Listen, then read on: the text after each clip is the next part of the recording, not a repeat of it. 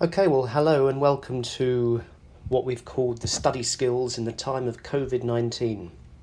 Normally this is something that I would deliver to you all during term one in person in the theatre, but of course this year we find ourselves in very different times. So I hope it has the same effect and relevance this year. You're about to go into the holidays, and I'm hopeful that many of you will begin in earnest your revision for the terminal examinations in October and November. Of course, you have a lot to do before then with IAs, extended essays, but you can never start revisiting your course content too early. So this is also the very first YouTube video I've ever made, so you're going to have to be patient with me.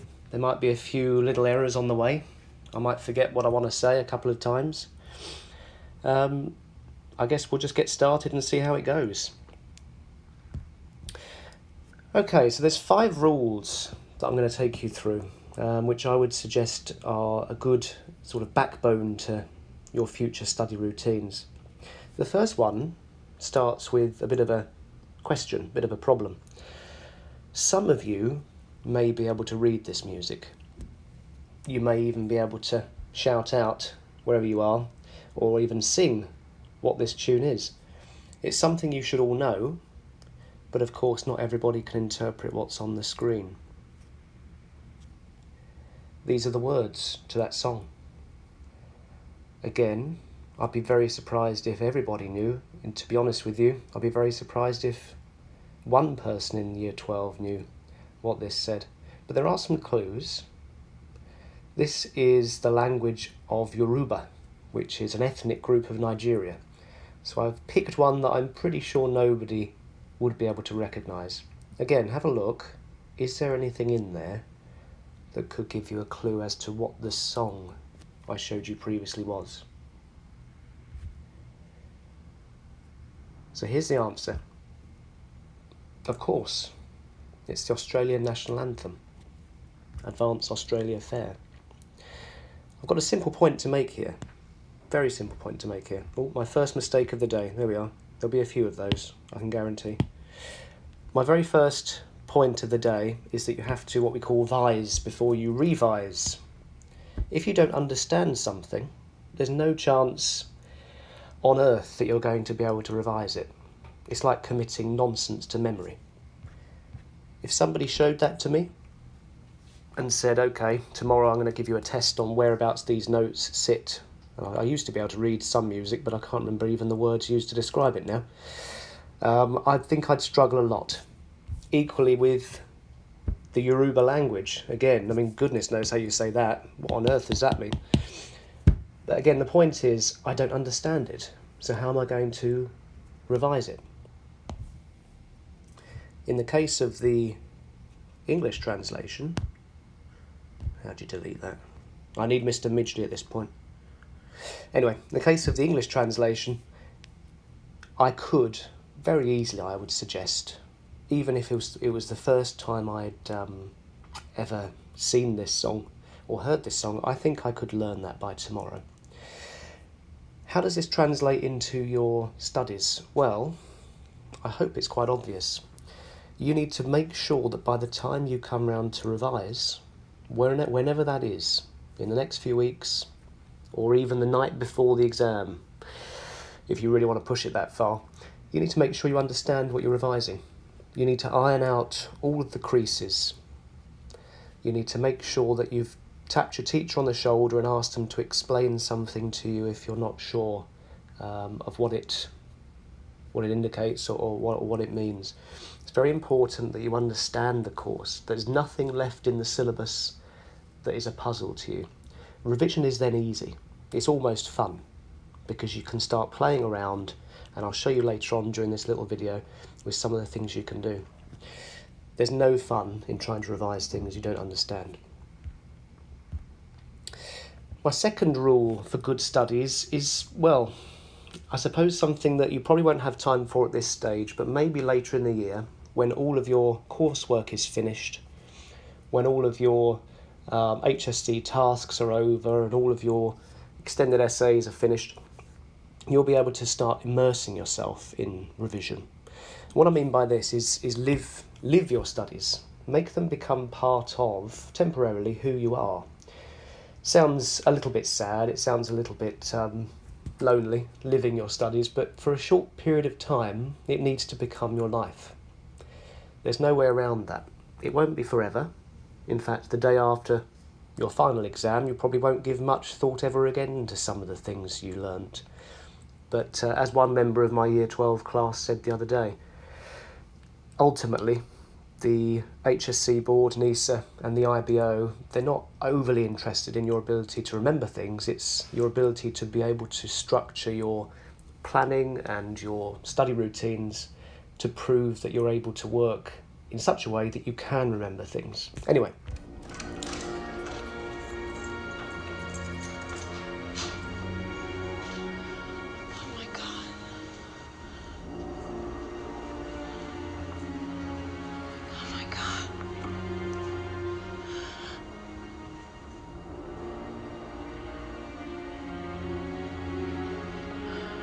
Why did you say something? Some of you might recognise that movie clip. It was from a film called A Beautiful Mind, Russell Crowe. I forget who he plays, but he plays a famous mathematician who, in the end, I won't reveal the twist, in the end we see cover his room in pictures and photos, notes, scribblings, newspaper articles. The point is, you don't have to go that far. But you do want to make your living space a shrine, a dedicated space to your subjects for a short period of time. So this is me back in 2001 when I was at university. This little block behind me here is the garage to one of the student houses I lived in. It didn't have a car in. Instead, the wily owner had converted it into a study for students to use. So I lived with about four other people. And we all had little areas of this garage which were our own, and mine, I wish I'd taken a photo of it, but I didn't. But it was covered. The wall was covered in scribblings. It was from floor to ceiling. I had a big mounted whiteboard. I would draw things on there, rub them off, check, take photos, take them to lectures, attach things with post-it notes. It was just a bit more interactive than it would have been if I'd sat in front of a desk with a piece of paper. I mean, this was 20 years ago, so I wasn't even using tablets and so on. There are certain topics that do lend themselves to scribbling all over the board, covering your whiteboard if you manage to get one in your room, rubbing things out, making mistakes, checking against a textbook or your notes, trying again. Don't just revise sitting down is what I'm saying. Stand up, make it active. Cover your living space with content. You could even stick things on the back of the toilet seat, I don't care. Just make sure it's there and you're becoming obsessed with it for a short period of time as the exams get close. I mean, you can certainly do it on a smaller scale. This is for those who've heard of her, Alicia Wong, who was one of our 45 out of 45 students in the IB a few years ago. She's produced an amazing set of notes. Many of you I know have probably bought these. These were her pride and joy, and I think to an extent underpinned why she went on to get so much success. She took pride in her work. You know, she lived the revision process for a few months. And I'd encourage you to think of a way in which you could do the same. Okay, thirdly, rule 3. Make your study active. And I guess my last point overlaps with this one quite a lot. It shouldn't be passive. I'm sure by this stage, I mean year 12, whether you're doing HSC or IB, you've got to this point, and I'm sure you've understood over the years that sitting in front of a textbook, reading it, is not good revision. And if that's still you, your life will change in the next few months in terms of the grades you get if you change that. Can you fly that thing? Not yet. Operator. Tank, I need a pilot program for a B-212 helicopter. Hurry.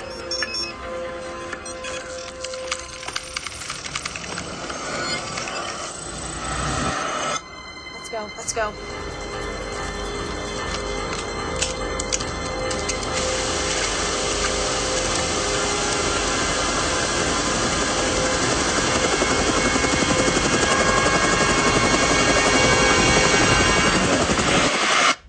Okay, so The Matrix, that was about 20 years ago as well. I think I remember watching that at university. I'm excited because another sequel, the fourth sequel's coming out soon. Anyway, point is, if we were able to do that, if we were able to simply download knowledge into our brains, and that may be the future, who knows, then of course exams would become redundant, wouldn't they? But we have to almost trick our brains, think beyond our brains, engage in something called metacognition, thinking about how we think to make some real gains in terms of your learning. Imagination is more important than knowledge, said Albert Einstein, and I think that's a very good point to consider. So here are some examples that I would suggest biologists, everyone else, use in the next few months, and this is again something that you design. Teachers don't provide these.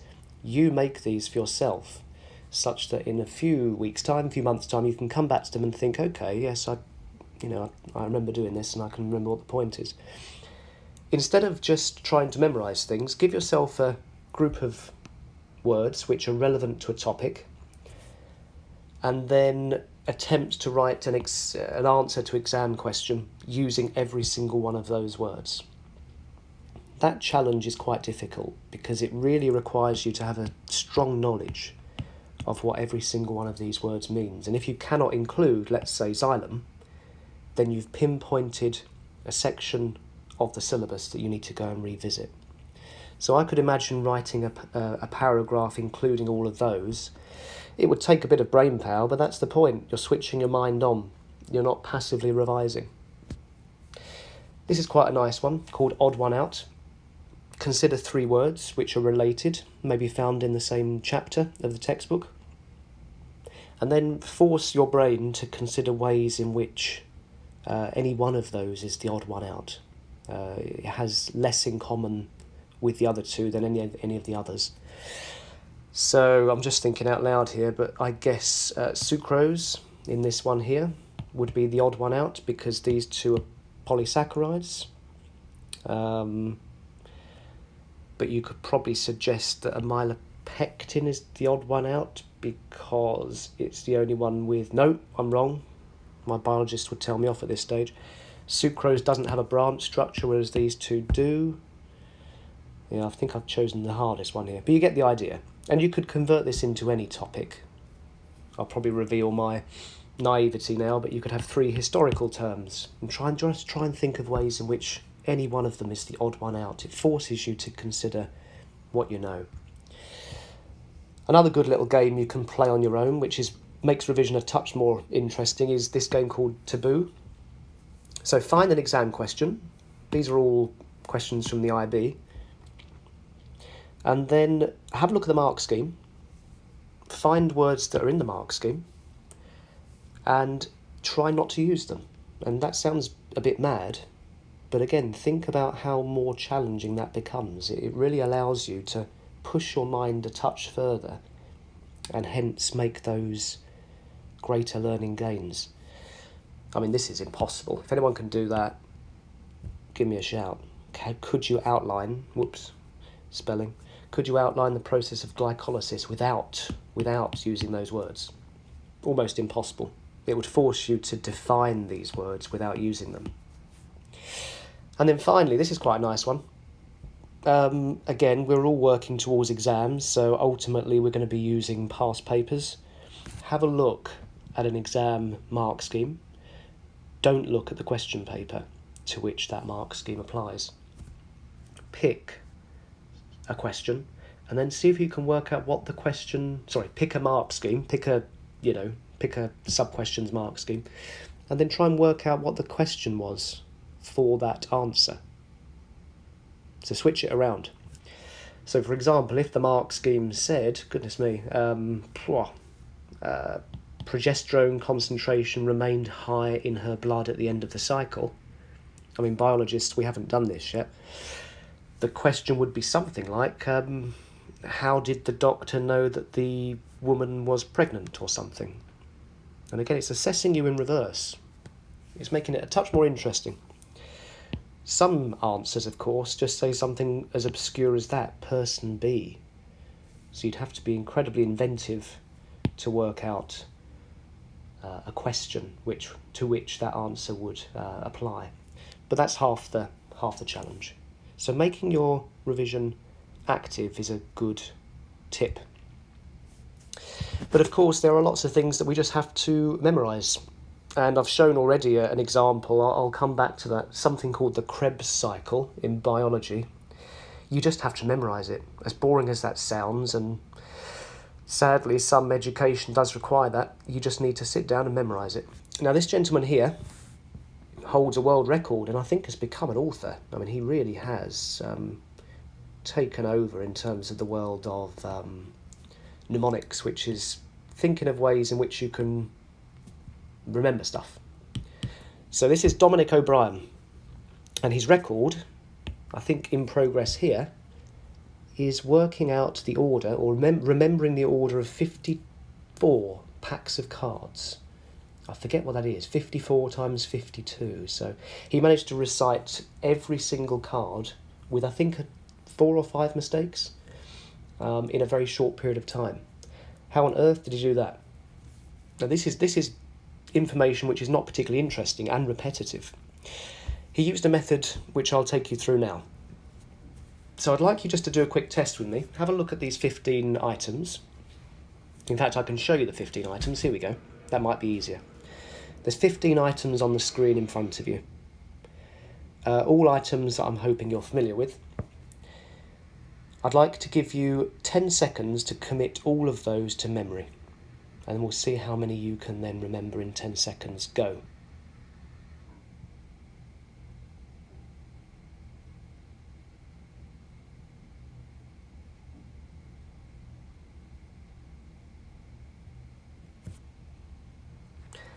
Okay, so how many did you remember? I'll tell you how many I remembered. I got the trainers, the parrot, cockatoo actually, isn't it? Piano stool, I think the vacuum cleaner I remembered. The rose, the snorkel step. That was about it, to be honest with you. And even I've presented this once or twice before and I still can't remember. There are ways of maximising how much you can remember in a very short period of time. And I know cramming does have a very bad reputation, exam cramming, but for some topics it is probably the best way. You can't cram understanding. I've said that already this presentation, but you should probably cram this kind of information. Fairly meaningless, fairly, dare I say it, pointless information, which you need to know on the day of the exam. There's a method you can use called storyboarding. Now, what Dominic OBrien does, apparently, and this is probably quite advanced stuff, maybe something for another time, what he does is he thinks of a story to help him remember the items. So here is a story which I've invented. It's a nonsensical story, it doesn't make sense at all, but of course that's not the point. It allows you to embed these items into something more memorable. Under a Christmas tree, there are 2 presents wrapped up, a snorkel set and a pair of trainers. Imaginable, and already we've got Christmas tree, snorkel set, trainers. But instead of decorations on the tree, there are bananas hanging on this tree and a red rose on the top. Immediately, that's quite a visual image. And again, it really does help to remember already 5 items are in our image. A parrot sits on the tree munching on marshmallows and sunflower seeds. As another 3. Again, if you remember the parrot, you're probably going to remember the marshmallows and sunflower seeds. You get the idea? Anyway, I won't spend long on this, but the idea here is that you've got to try and embed your keywords or key molecules or key historical dates or whatever into some sort of meaningless story, but memorable story. So this is the Krebs Cycle. And the Krebs cycle is important in aerobic respiration. Biologists, you'll know that. There are certain ways in which I, over the years, have remembered this. So from one that I used to use, which involved putting items of clothes on in the morning, putting your underwear on, putting your t-shirt on, putting your shoes on, etc., etc. And then at the end of the day, taking those things off in a certain order. But again, you've got to think of your own way in which you can remember these stories. And this is the type of thing, this content here is the type of thing that even teachers every year have to go back and revise. The night before I teach the Krebs Cycle, I have to read my notes, so it's fresh in my head for the next day. I don't remember this from year to year. Why would you? So this type of thing, you need to make sure that the night before, 2 nights before, you do commit to memory, because we all know the questions they ask. They're 1-2 markers. If you know it, you know it. If you don't know it, well, you might as well leave it blank. So the final thing I'll just end with in this part of the talk is this. How do you end up remembering things which are quite obscure? Now, there is kind of a story here, but more so it's the melody of the song, more so it's the fact that you remember keywords. I still need to work out what Gert means. But the idea here is that if you revisit things regularly, you'll also remember them. So here is something called the retention curve.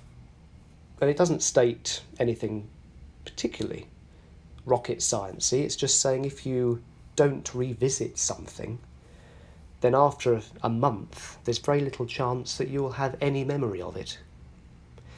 So if I told you my timetable, my teaching timetable today, 20 minutes time, you'll probably remember half of it. But in a month's time, I'll be surprised if you remembered even 21% of it. You get the idea.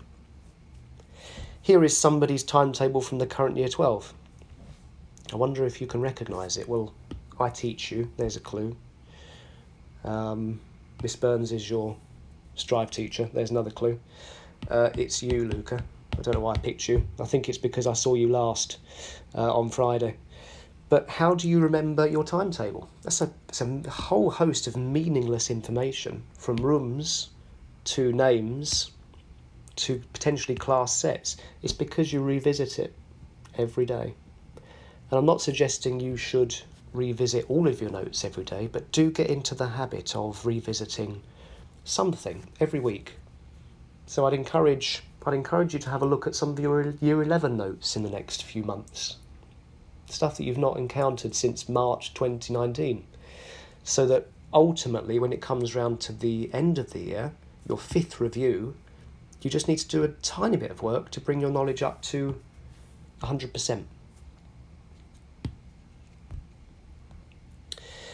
Okay, very, very minor point here, and I'm just conscious of time, so I'll speed up a touch. None of us, possibly some teachers, however, will remember where we were when John F. Kennedy was shot. I do remember where I was and what I was doing when Diana died. And 9/11, I was talking to my Year 12 class about that the other day. I do remember very vividly what I was doing during that event. The point I want to make here is that the amygdala, which is the red section here in the brain, kind of switches on when something shocking, something very different occurs. We have a very heightened sense of awareness at those times. That's why people remember what they were doing during these 3 events. Now, how relevant that is to your exams, I'm not sure, because you can't start doing shocking things every time you want to revise. But the point is, you need to just be conscious of how memory works. And if you want to, for sure, you could take your revision to a new place. You could do revision in a new room. If there's a certain topic that you know you're going to find difficult to revise, go and do it in the garden. Go and do it possibly down by the pool. Who knows? Do it somewhere where there's a slightly different context, because there's some evidence that when you are trying to commit things to memory in a different place, there's an increased, heightened sense of awareness. It's difficult to explain this one, and maybe it's a bit too much for today. Of course, we are living through something which we will all remember for the rest of our lives. This may not be the same. So the coronavirus crisis because it's being spread out over such a long time, doesn't have the same impact factor, if you see what I mean. But who knows, maybe the fact that you are revising through this period may end up giving you great benefit in November. We'll have to wait to see. Right, very finally and very quickly, I want to take you through something very simple, which is just make sure in the exam you understand what you're expected to do. This is something that all teachers use. It's called Bloom's Taxonomy. I don't think there's any harm me talking about it for a second. This is how examiners write questions.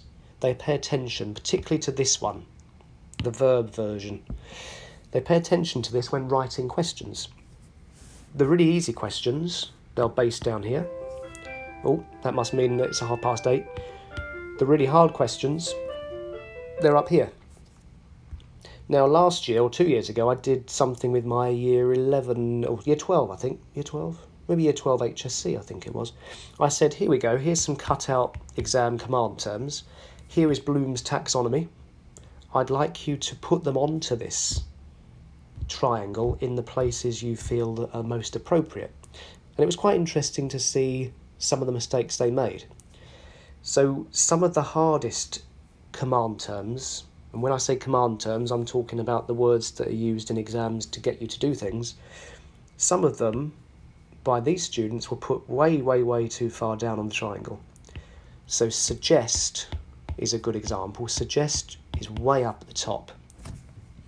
Because when the examiner's asking you to suggest something, what they're really saying is, look, we know you don't know this. It's not in the syllabus. It's not in the, it's not in the guidance.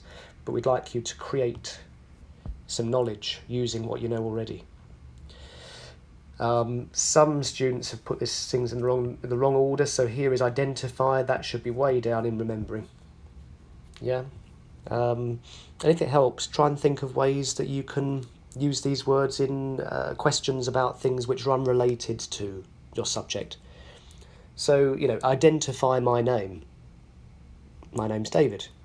Suggest why my parents called me David. Again, you don't know that. Even I don't know that. But we could possibly make some suggestions. We could create some logical solutions to that question, couldn't we? And what we tend to find, and I do sometimes mark for the IB and other exam boards, what we find is that half the problems with students' answers is because they've simply misinterpreted the difficulty of a question. And I think there's a lot of evidence from that class anyway that they did the same.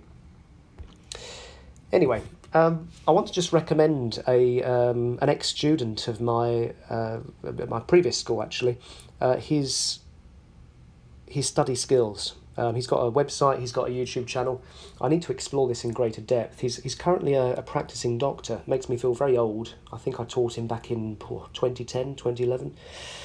A fantastic student, but I don't know how he finds the time. He's also produced huge quantities of resources freely available. I mean, the views he's got, look at that, 2.5 million views. He must be rolling in it as well. Anyway, Ali is a wonderful guy, and I'd suggest have a look at his website. It's not just related to medicine, it's related to just general study tips. But of course, don't spend too long on this site that you can't spend long enough on your own study. Okay, ultimately this is where you want to be. You want to be the happy person in the middle. You want to tick off all the things we've been through. And if you manage to do that, you can be at the centre of this ludicrously complicated Venn diagram.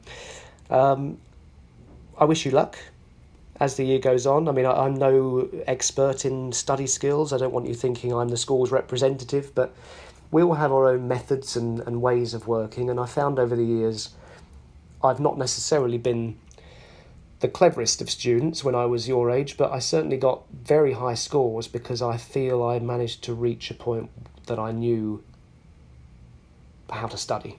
And those 5 rules helped me out immensely. So very best of luck. I will now, try and get rid of that.